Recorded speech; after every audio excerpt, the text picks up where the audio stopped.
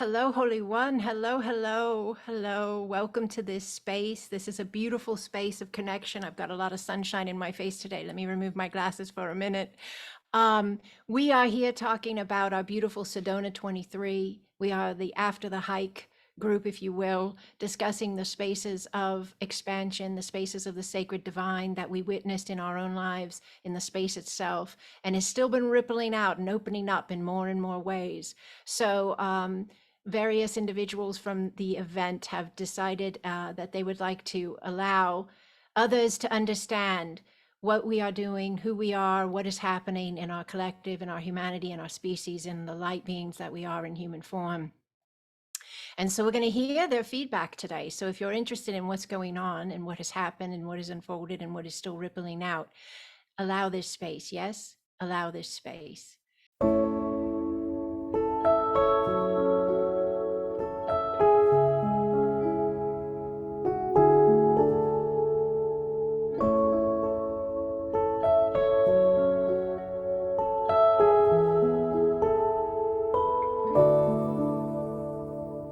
So I'm just going to go ahead and bring each individual in and share as you feel to. And thank you so much for allowing and for offering others the opportunity to see what you see.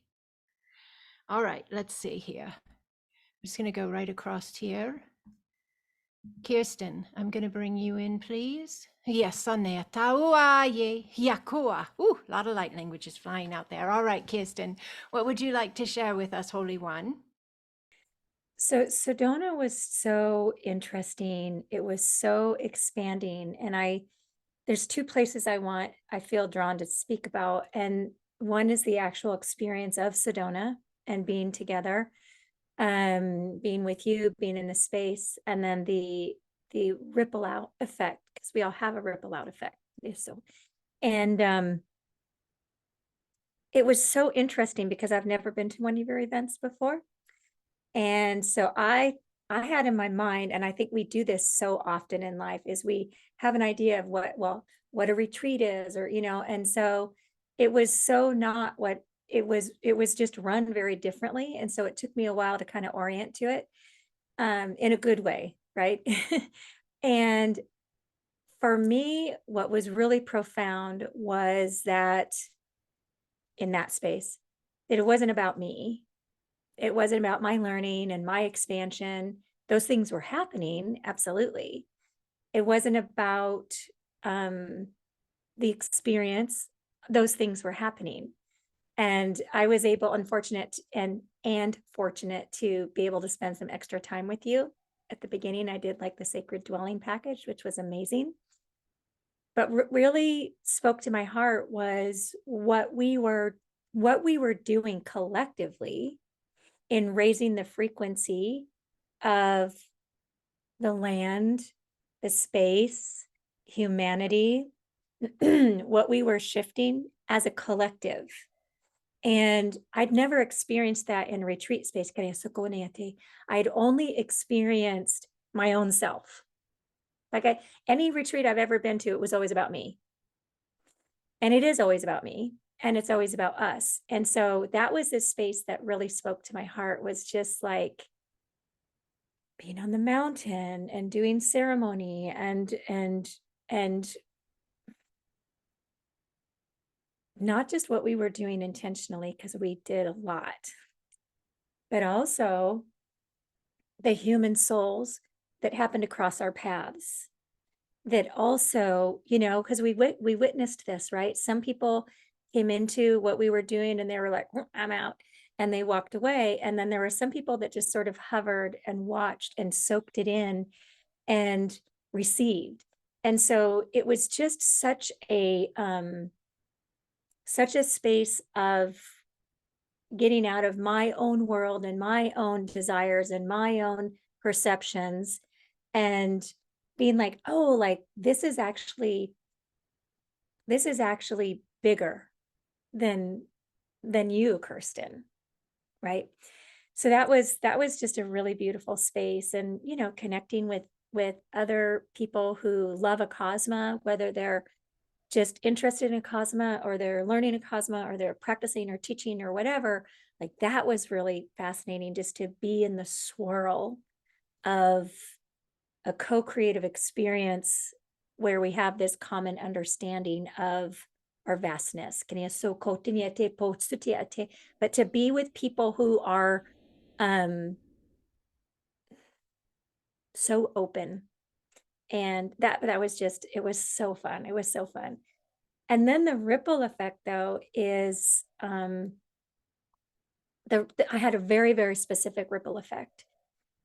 And it wasn't something that I was working on. It wasn't something that I was focused on even before it. It's just been a part of me, I thought. And this was my relationship with my mother. And I'd always carried like a lot of resentment. It was a kind of a big, kind of glitchy, heavy, dense space in my heart around her. And I got back from Sedona and I interacted with her, and I've interacted with her since. And all of that density. And when I say density, I want to give you specific feelings because I think they're important to recognize. In that, the bitterness was gone, the judgment was gone, the story of what should have been was gone.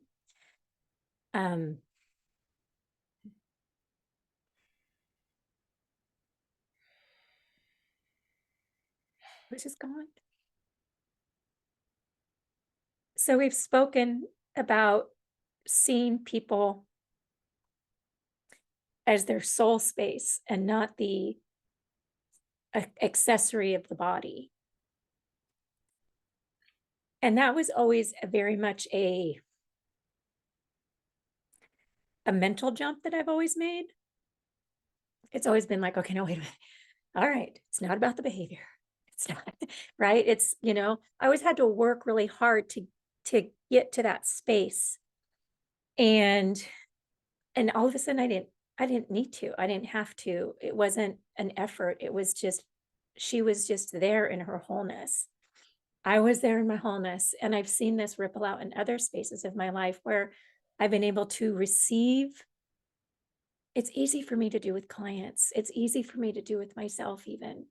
It's harder for me personally with family members and people who I have a long history with, who tend to see me through their historical lens as well. Bless them. And it's been so much easier just to allow. And it's like the efforting of releasing judgment left me. And that wasn't a space we talked about. It wasn't something we were like specifically doing. It wasn't, it was the radiant effect of allowing the retreat to be exactly what it needed to be, even in the spaces where I wasn't sure what was happening. So it was really profound. Thank you. Thank you, thank you, thank you. Thank you for sharing. Thank you for being the space with us as well. That was very well conveyed, because it is really different from traditional retreats or gatherings. It was very well conveyed.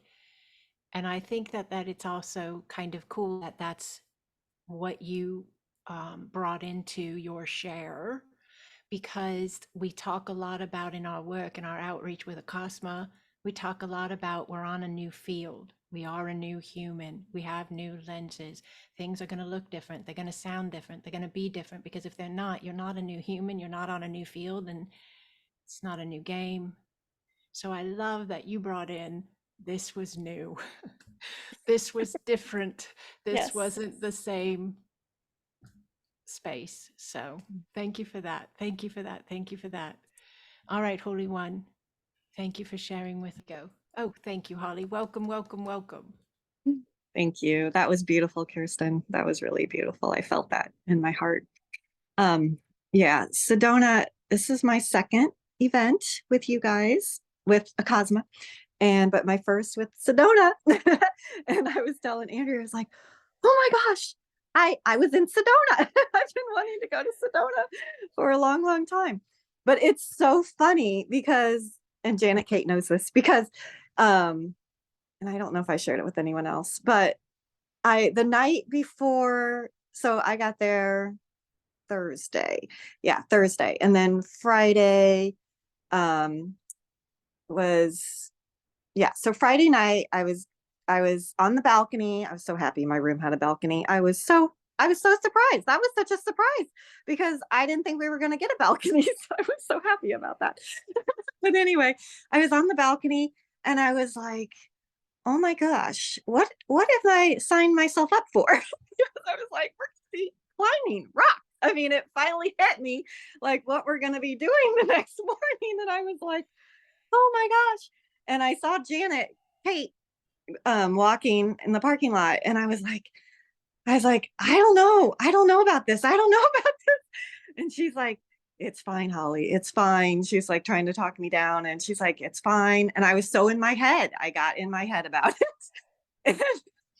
and and so the next morning I was there bright and early. We were all there. Thank you, Janet Kate, for being our driver. You're the best. I love you. Shuttling us everywhere and no complaints and just being so sweet and generous. And I was there and I I wasn't in my head. I realized that I was not in my head. I just put my one foot in front of the other and I trusted. I trusted all of you. I trusted the group. So much love, and everybody was so helpful. And if I would have gotten my head, I wouldn't have gone. I wouldn't have been in that, and I wouldn't have gone as far as I did. I mean, I was telling my parents, I was like, I actually climbed these rocks. I was showing them the pictures, and I was like, and this isn't Holly. Like, I get to a point and I'm like, okay, I'm done, you know. And there was a point, Andrea knows, I was like, oh no, I'm not getting on that cliff. No, no, Dirk tried. And I'm like, no, I'm fine. I'm fine here on this rock. I'm just perfectly fine. And Andrea was like, you're perfectly fine, Holly. You did so well. You're doing so great, you know. And I was in my head, you know. So yeah, this was big. It was huge. And I'm so grateful for every one of you. Amy was so helpful and the guys were so helpful and everybody was so loving and you know, it's just fighting the battle of, you know, like, am I good enough? You know, am I worthy enough? Can I do this? You know, because all those fears come rushing in, you know, and I didn't let them. I was just enveloped in this cloud of love and I felt it and it was so beautiful. And yes, I had a little breakdown, but but I overcame it and I overcame it, you know, with your help and everybody. But and once I got down, I knew going down was going to be so much easier. And once I got down, I was just like so much in peace. And it was such a beautiful day. And I was just like, and it didn't hit me like what I had done until later, you know, as I start processing everything and going through pictures and stuff. So I definitely wanted to share that. So yeah, lots of wow. And then definitely ripple effects after Sedona, like going through the pictures, was just like, wow, just epiphany after epiphany. And yes, you know, if I, and I'm like, if I can do cathedral, I can do anything. It's just like, get out of my head and into my heart. And that's where I was. I was in my heart, and I'm in my heart with Acasma. I really, really am. And I love that. I love that feeling. It's such a beautiful place. And I thank you so much, Andrea. And I thank our beautiful family, all of you beautiful souls. It's just wonderful. So thank you. Thank you, Holly. Thank you, thank you, thank you. And huge shout out to you because I remember in the very beginning, even doing a video like this was not on the table. You preferred the camera off, or you were like more, you know, and I just want to like make note of how incredibly powerful you are because I've watched you expand your power over the years and it's incredibly beautiful to see. You said I broke down and I heard in my being she broke through. Oh, thank you. Yeah. She broke through. You broke through the fear and you didn't allow it to stop you. So good for you, Holy One. You made the space a richer space for all of us. So thank you for being there. Thank you for being there. Thank you. All right, let's see who we have now. Hello, beautiful mother of light and family of light. Thank you so much for holding space for me to share. I really appreciate being here with y'all. I'm kind of reflecting back on my first time to rise with Andrea and all. And I got to, we got to get married by Andrea. And I just feel like every time to rise, it's just like big life-changing moments for me and my family. And this year for Sedona, I wasn't sure if I was going to be able to make it. And I literally made it within like a few days. And so I was so grateful that my father, my daddy was able to come with me. And that was so special for us. We had never taken a trip, just him and I. And we just really had a lot of fun just being together and spending time together. I think that's a trip that will always hold within our hearts, and just super grateful for the opportunity. And I always remember coming into the first meeting with y'all this year and Holly just giving me the biggest hug. I'm so grateful to spend time with all. We really bonded, in Destin the first year I went, and then the first year in Sedona. I just loved spending time with each of you. And I just, I kind of piggyback on what Holly said. It's like, I think if you move up the mountain with everybody, and Dirk and Chantal's mountain man, assisting us to get up there on Cathedral, I feel like if you can do that, you can literally do anything. And I just moved through such big spaces with my health and with a lot of my loved ones' health. And so there was just so many miracles that happened right before we went on the trip, during the trip, and then even after. And now I'm moving into a space where I'm teaching so much, like 4 or 5 days a week. Right now I'm in my Acasma business. And I definitely feel like I'm walking, in the footsteps of beautiful Andrea and loving every minute of it. And then I reflect back on my first trip to Sedona, and we were sitting on the couch in her vacation home.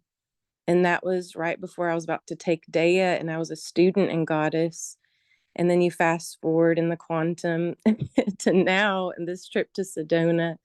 And I was just now teaching Goddess, Rise of the Goddess course. It's one of my favorites. It's so layered healing on so many levels.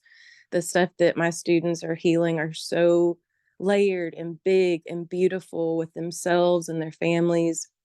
And then now I'm also teaching Dea to, I think, like 4 or 5 students now.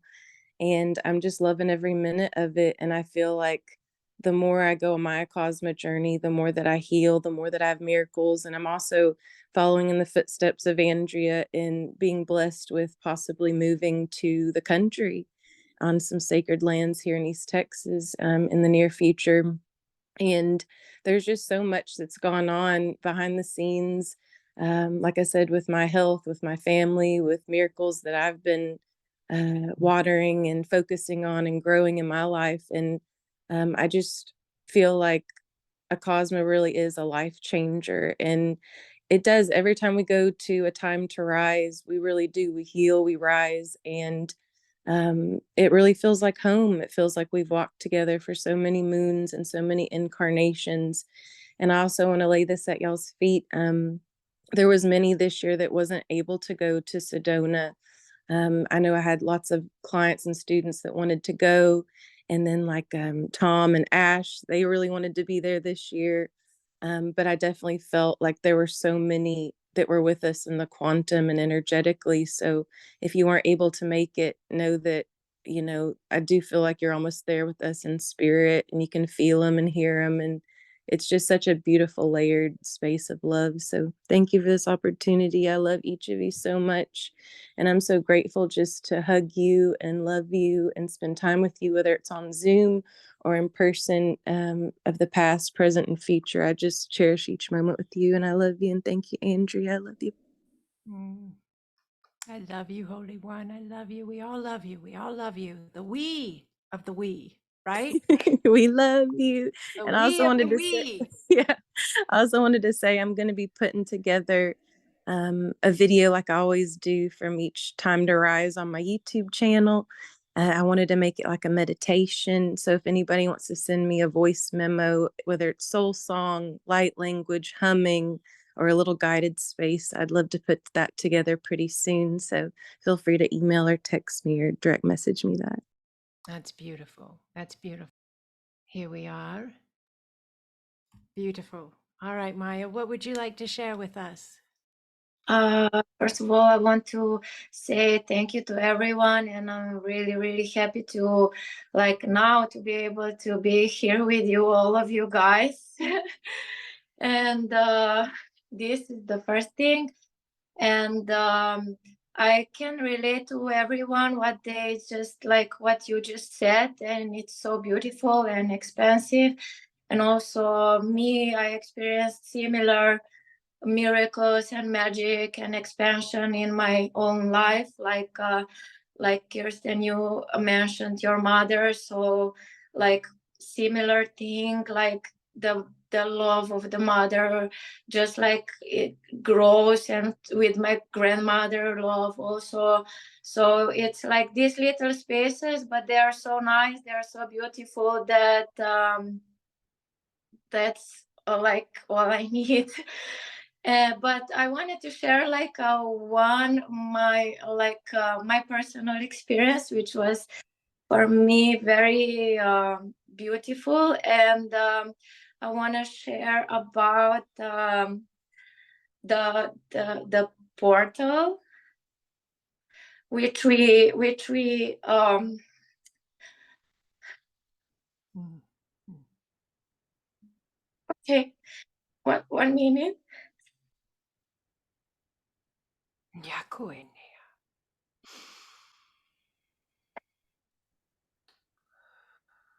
Isenea natawa.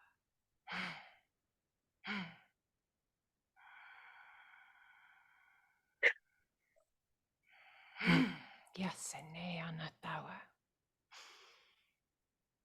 Okay, so um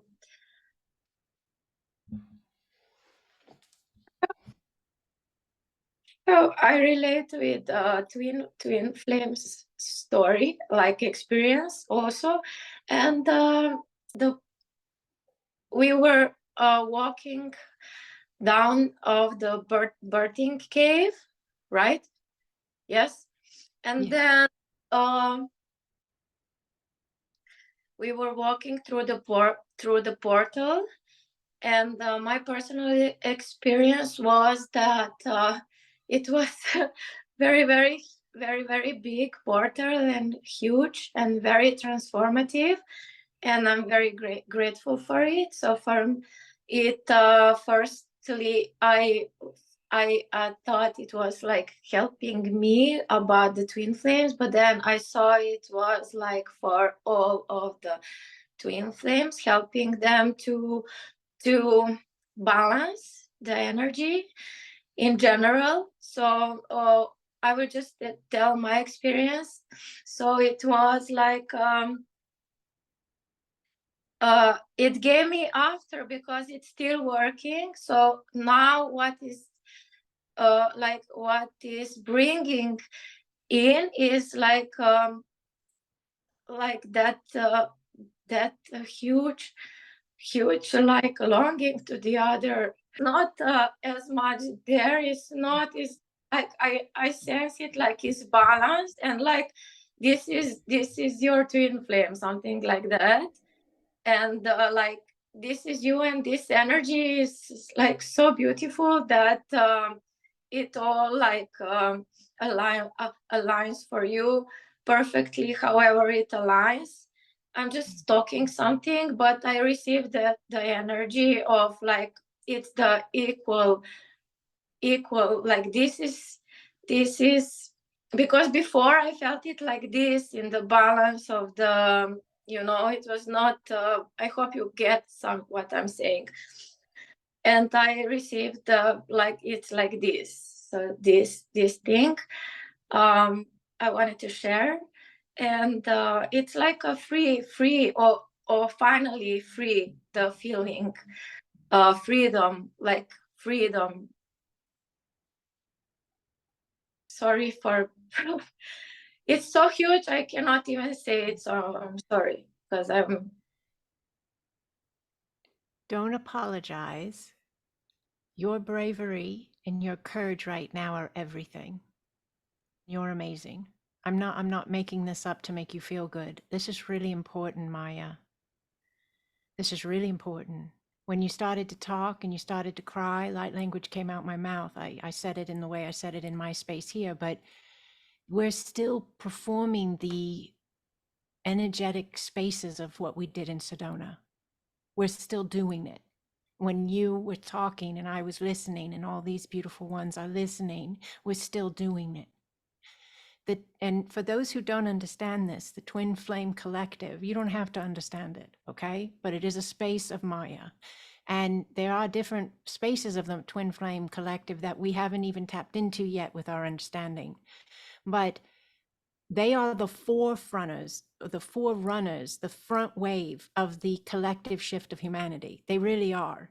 And they've been twisted up inside of this longing, feeling like they're going to die if they're not together kind of vibe or something, all right?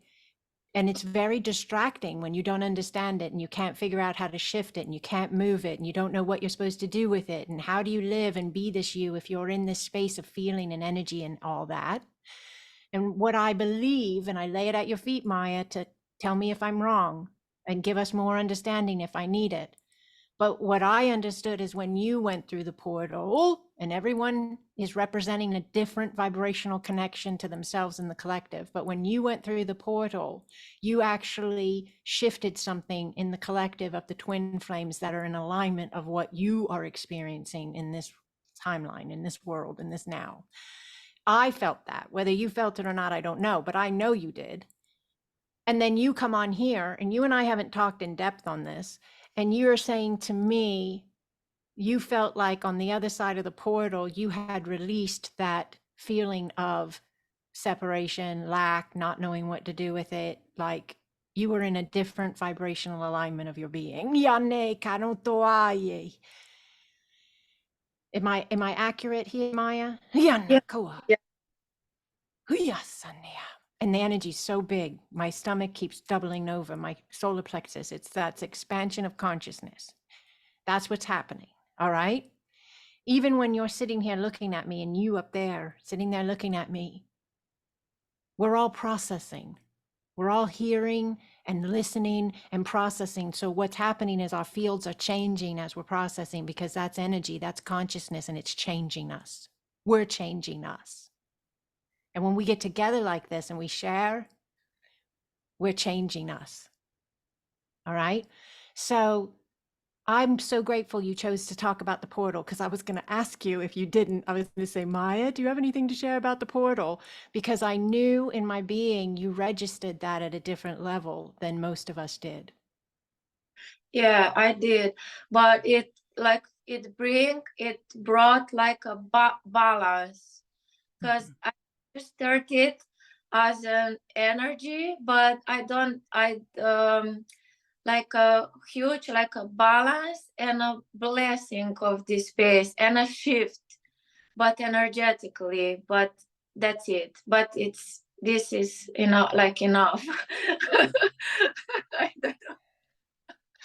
It is enough. It is enough. You are right. So I saw this vision of you, Maya, coming through the portal and like attached to you in your energy field was like this, and it's on all of us. We're all doing this, but I saw this vision with you, is this alignment with the collective.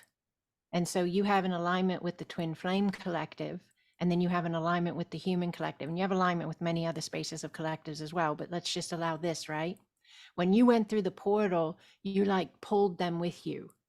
It was like they were hooked to your field in some way, right? Because it's unity, it's one in many, right? Remember that. We are one in many, right? And it's not just Maya, it's all of us. But Maya's experience leads me into this understanding, and to share this with you. When she went through, I could see this line of light that swirled like this, and it was the twin flame collective. And then there was another line of light that swirled's not the right word, elongated and like wove back and forth.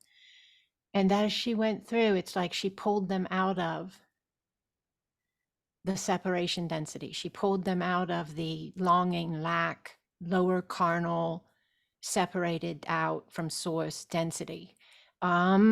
She gave them a bridge. Yane! Ugh. And I know that's so, when I say that word, it flies out of my soul. It happens to be the pronunciation of someone very close to her. So it is really interesting. She shared that with me privately. And so that's probably even pushing this to another level, but I don't choose that to come out that way. It's what comes out. I allow it. And she does as well. She supports the space, but this was a release on a level that we're leaning in to see and understand, yet it is beyond our comprehension, and we're allowing ourselves trust and space to catch up to it. But we don't have to. We don't have to understand it. We don't have to pick it apart. We don't have to know what every single space and feeling meant. And we all know we don't have to. It's lovely and powerful and beautiful and uplifting and encouraging when we share and we find these incredibly powerful spaces of ourselves, and we see them in the reflection of the different facets of us, you, me, all of us. So that's what we're doing here. But Sedona did not end when we all got on airplanes or in cars and headed home. Sedona will never end. Sedona will continue to ripple out, and will continue to expand, and will continue to move and shift. And in all the ways that we connect outside of Sedona, classes, courses, whatever else it is, spaces like this, we're giving opportunity for focus to be placed upon that continued expansion. And then that continued expansion is nurtured and given the blessing to move into the next space of itself. Whatever we focus on expands. So, all right. I wish I had the ability, this is a Spock moment, where I could put my hand on your head, everyone, and just show you what I see with that portal. But even on the other side of it, and Maya, we may have something to share on this as well. Janet Kate brought a drum, and I drummed all the way out. Amy was on one side, Holly was on the other. When we started the space, the whole event,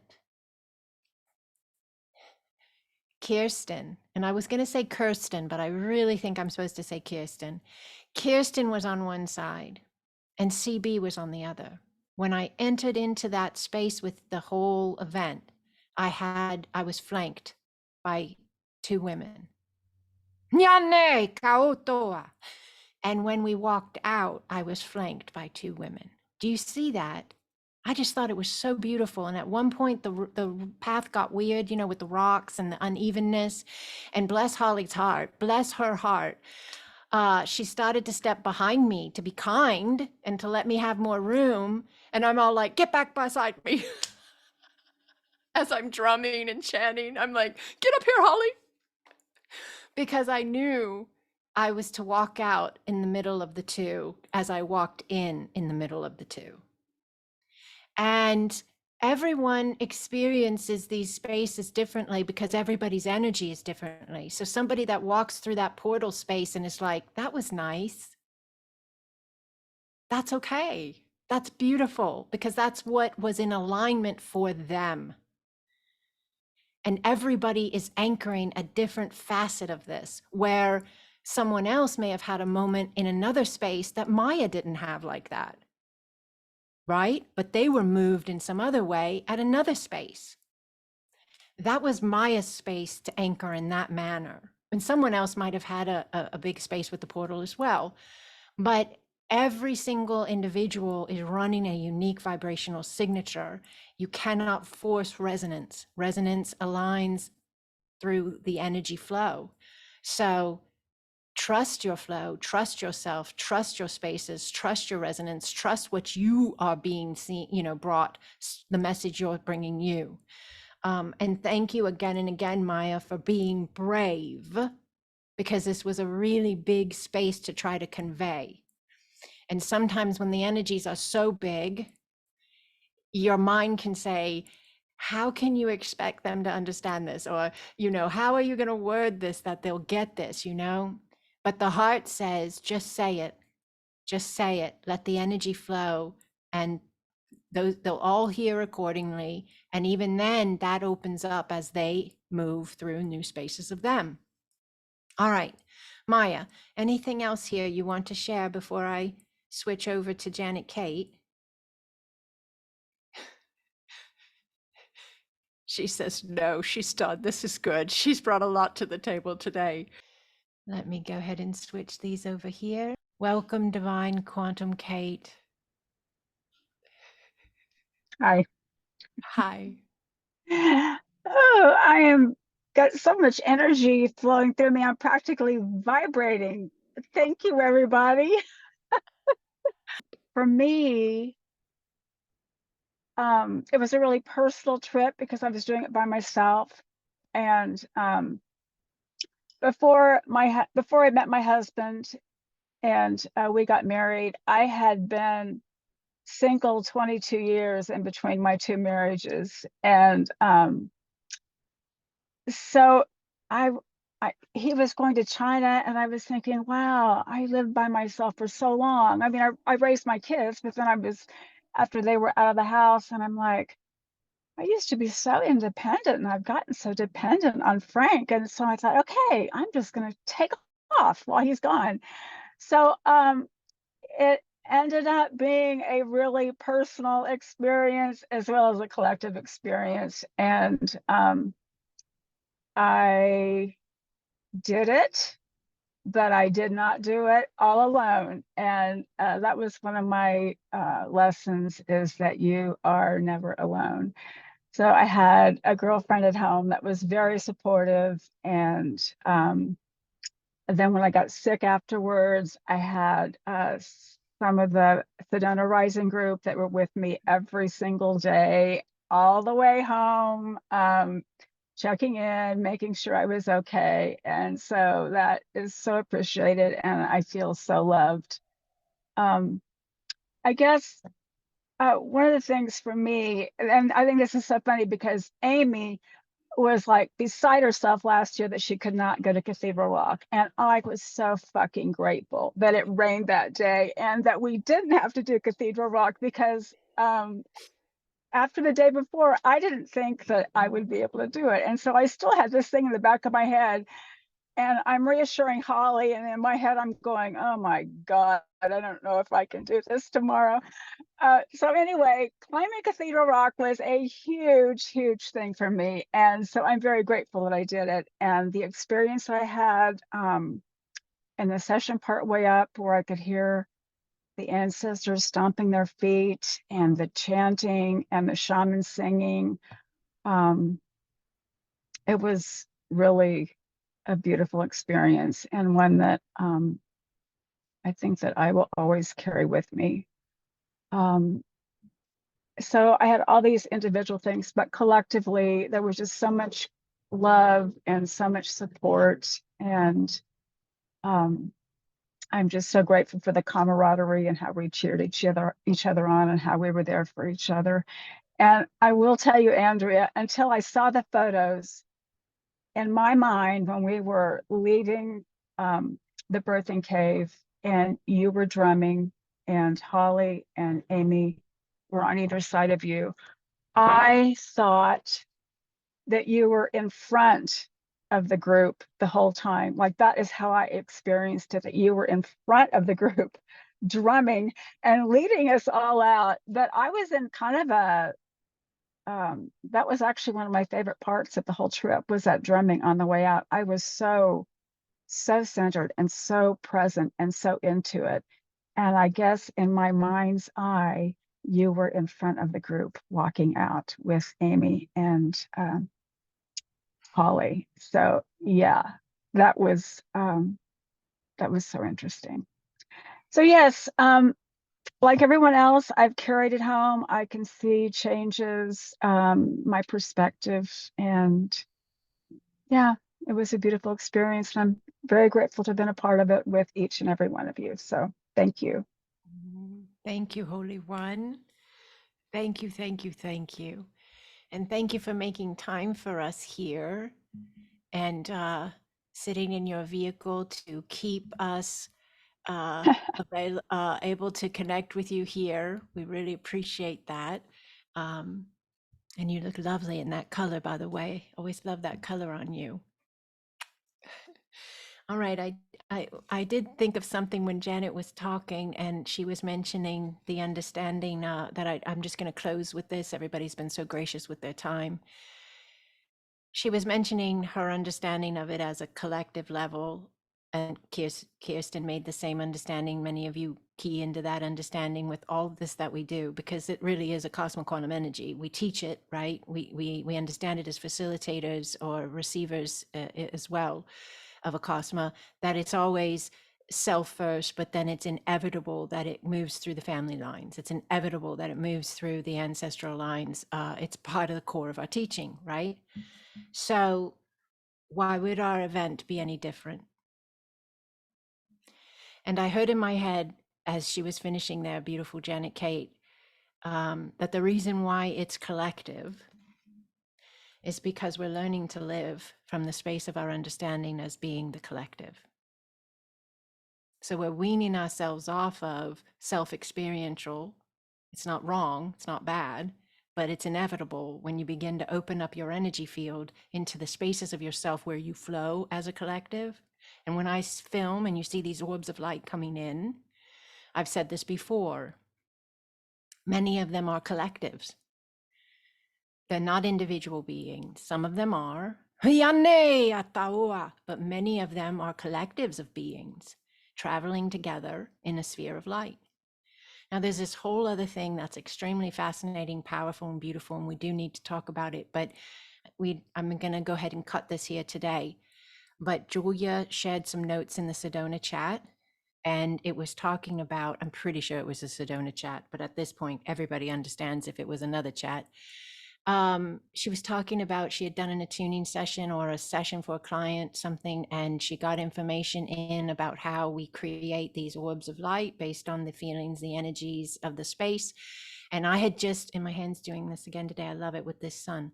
So that same week, I had just been working on the understanding of some of the experiences we had at the house when we were there together for the personal spaces at my vacation house.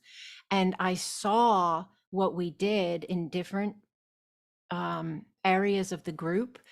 I saw it in the form of orbs of light.